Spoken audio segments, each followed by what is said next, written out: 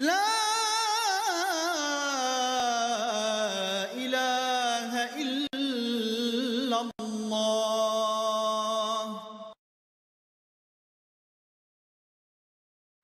আসসালামু আলাইকুম সুপ্রিয় মোমেন ও মোমেনাগণ, শয়তানের চেলাদের একটা বিরাট অংশ দাবি করছে যে হাদিস শরীফে নামাজের কাঠামো দেয়া নেই,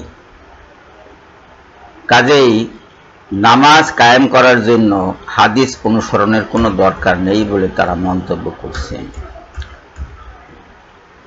আসলে তারা মিথ্যা কথা বলছে। হযরত রাসূল করিম সাল্লাল্লাহু আলাইহি সাল্লামকে হযরত জিবরাইল আলাইহিস সালাম নামাজ শিক্ষা দিয়েছেন এবং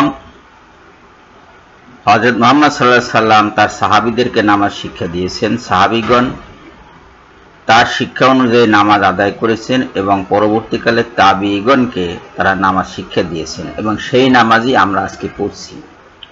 প্রতিটি হাদিস গ্রন্থে এই নামাজের পূর্ণাঙ্গ অবকাঠামো দেয়া আছে।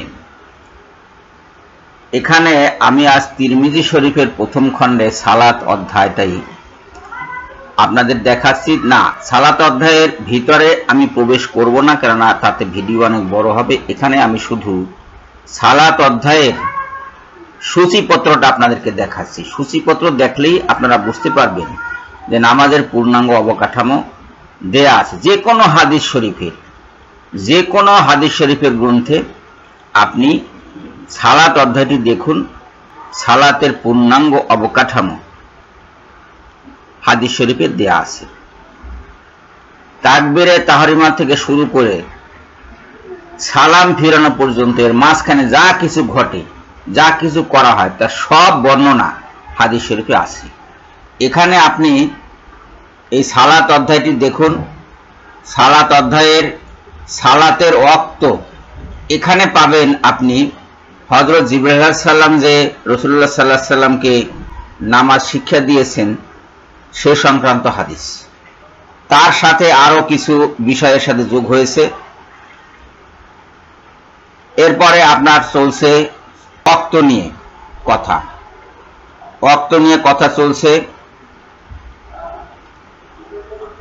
নিয়ে কথা চলছে। তারপর আজানের বিষয়টা আমরা এখানে আজ বিবেচনায় আনছি না।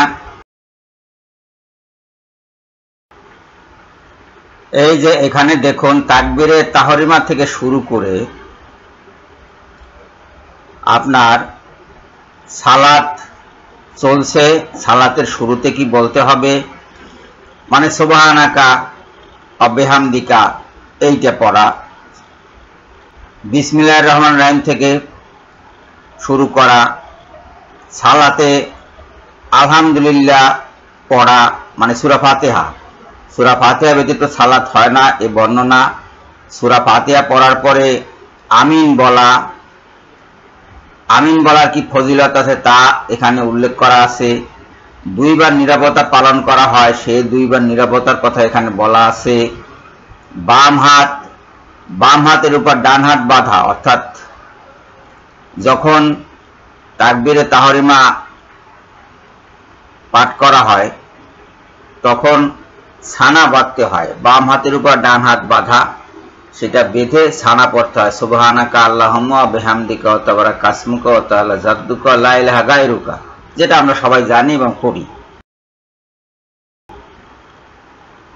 রুকু ও সিজদার সময় তাকবীর বলা, এগুলো সব এখানে দেয়া আছে।